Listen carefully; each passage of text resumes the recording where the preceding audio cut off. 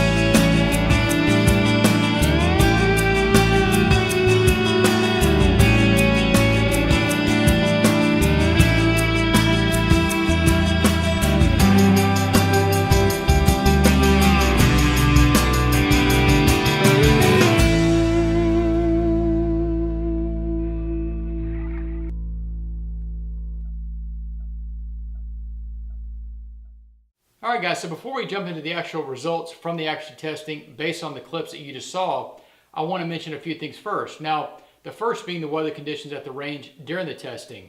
Now, you might have noticed in the video clips that the wind was actually blowing fairly hard. It was about a 10 to 15 mile an hour wind, most of which was a tailwind, although there was some of a crosswind in some cases. Now, also is that I was shooting off of sandbags, so I didn't have a precision rest. So the accuracy could be increased by using a rest and of course decreasing the wind.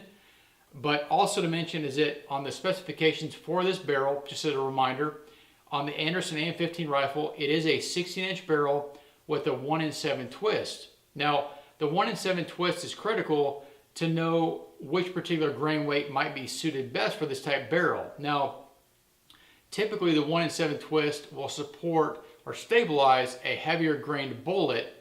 So you'll notice that I started with a 62 grain bullet and worked up to a 77 grain bullet. So what I did also is that I started with zeroing the rifle using an XM855 round. It's a green tip 62 grain round, and started from there. So the 62 being my low end, and again working up to a 77 grain. Now in terms of the actual results, I think overall between all 5 rounds I was pleasantly surprised at the accuracy of the rifle, again given the conditions and given the fact that it's a budget rifle. Now, the best performer, as you saw, was actually the IMI 69 grain round, and that group came in at under 1 3/4 inches. So overall, I was very happy with that particular grouping. Now, again, out of all 5 groups, all were actually satisfactory, and I was surprised to see that although the Federal Premium came in second, of course, it is actually the most expensive round of the 5.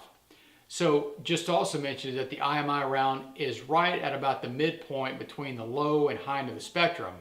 So a good balance in terms of accuracy versus price, or value of the round.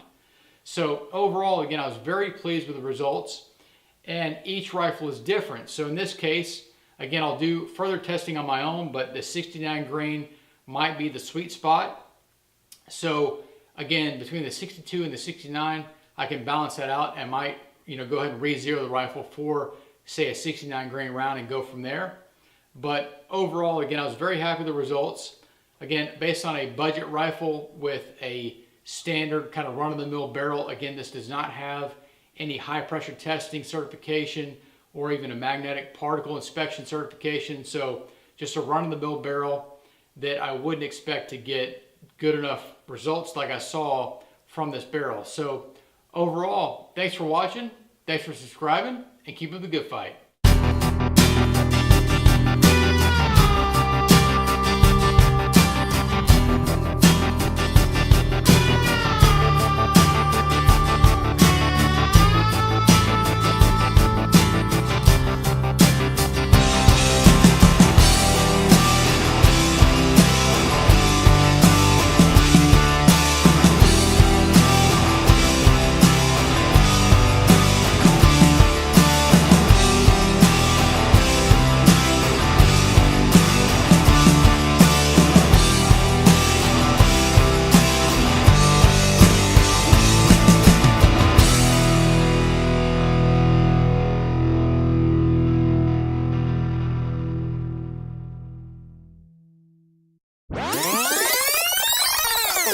You just saw the previous clips.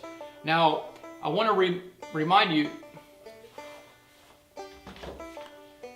the 1 7 twist would typically stabilize a heavier grained weighted.